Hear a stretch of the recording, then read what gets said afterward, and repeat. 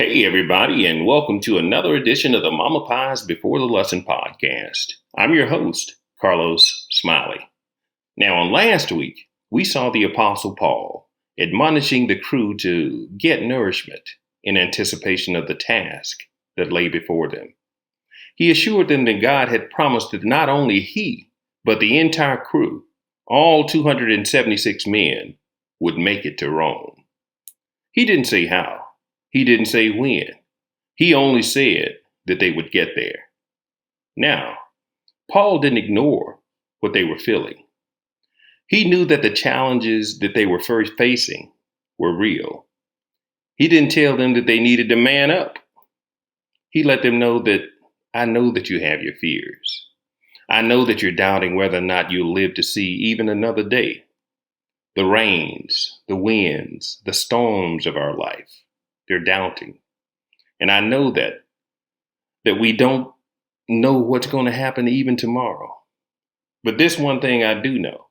I know who holds tomorrow. And he has given me the assurance that every single solitary one of us will make it to Rome, even if we have to get there on broken pieces. On Sunday, the title of the lesson is Paul Ministers in Malta. Scriptural basis of our lesson is out of Acts chapter 28. So the question that I have, and maybe you do too, is how did we get from there to here?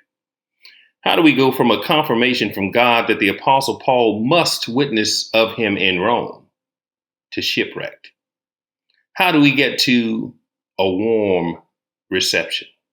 To a warm reception and an unmeasured kindness from perceived barbarians, no less.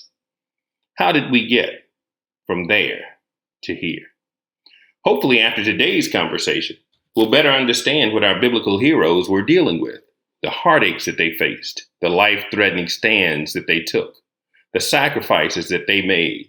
So if you like what you hear, click the button below and subscribe to our channel. Now let's dig into this thing and see, can't we figure it out? This week, we continue in the book of Acts. The flow of this lesson continues the drama that the Apostle Paul and his shipmates were encountering at sea. Torrential rains, horrific winds, choppy waters, ultimately shipwrecked. But we hearken back to the blessed word of assurance from the Apostle Paul.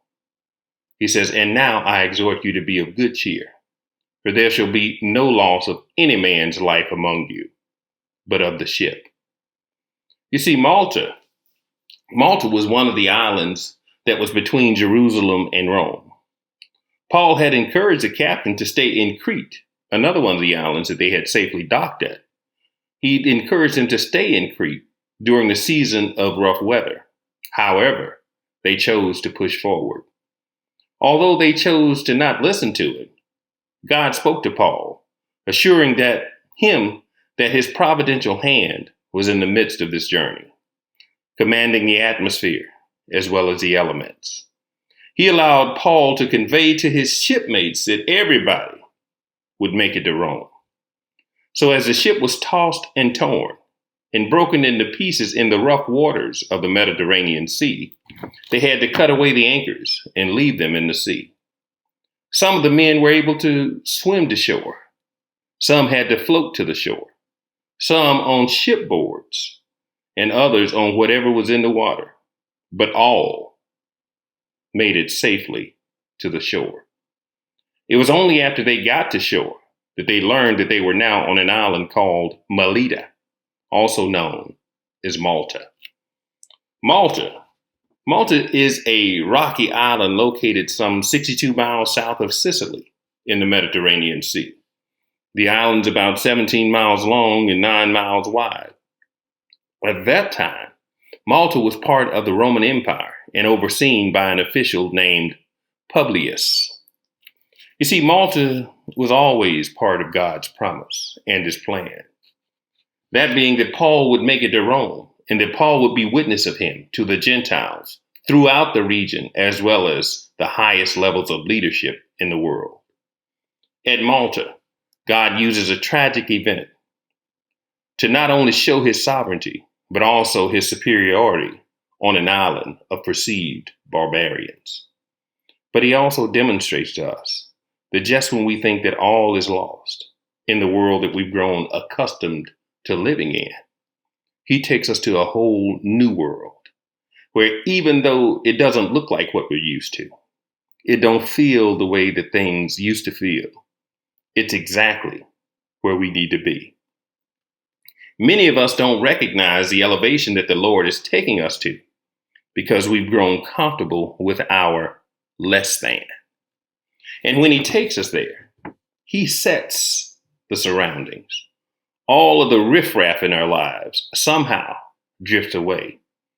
And there we stand, naked, but not ashamed, testifying boldly of the scars and the bruises of our lives, incorporating those ups and downs, those changes and those turns around into our testimony.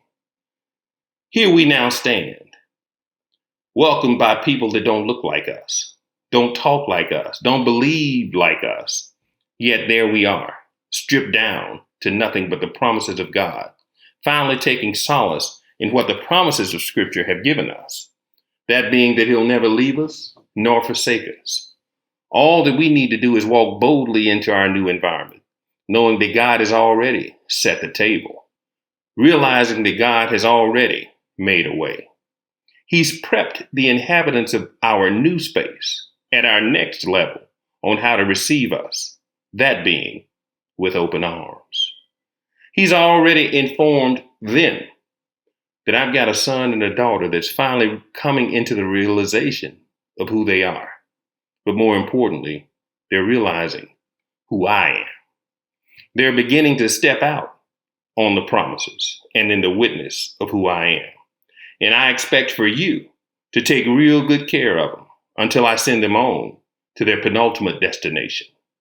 And that's exactly what the Maltese people did with Paul and all of his 276 fellow shipwrecked compatriots. So on Sunday, we'll see how God showed the Maltese people who the Apostle Paul was, how he assured them that Paul was sent there. He didn't just blow up on the beach or stumble up onto the island. On the same night that the ship was wrecked in Malta, Paul was already working. He was gathering sticks and branches for a fire on the beach. And as he was throwing the sticks into the fire, a deadly venomous snake bit him on his hand.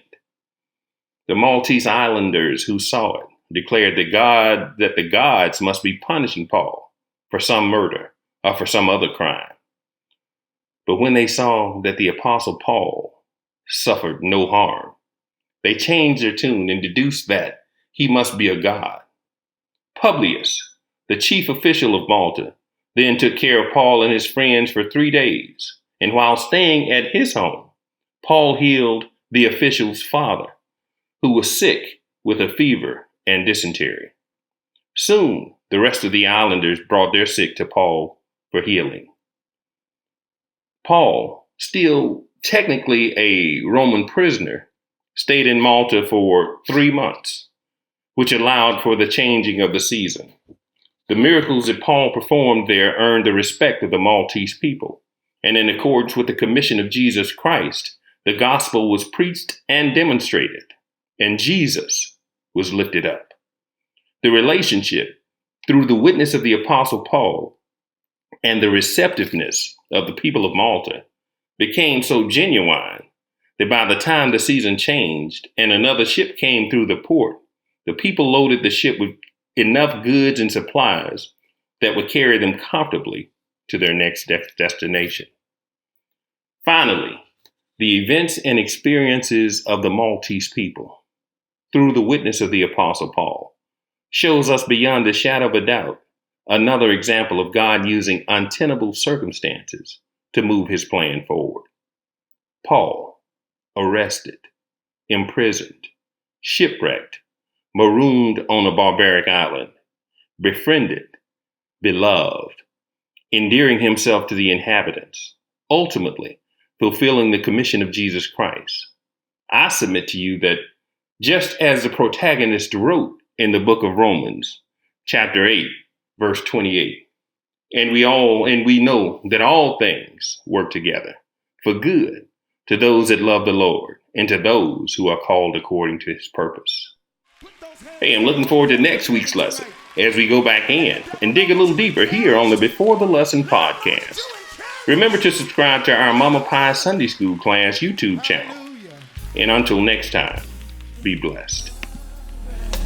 I don't know about you tonight, but somebody may be crying, but I come to let you know that God can make it all right. Ooh, yes, be encouraged.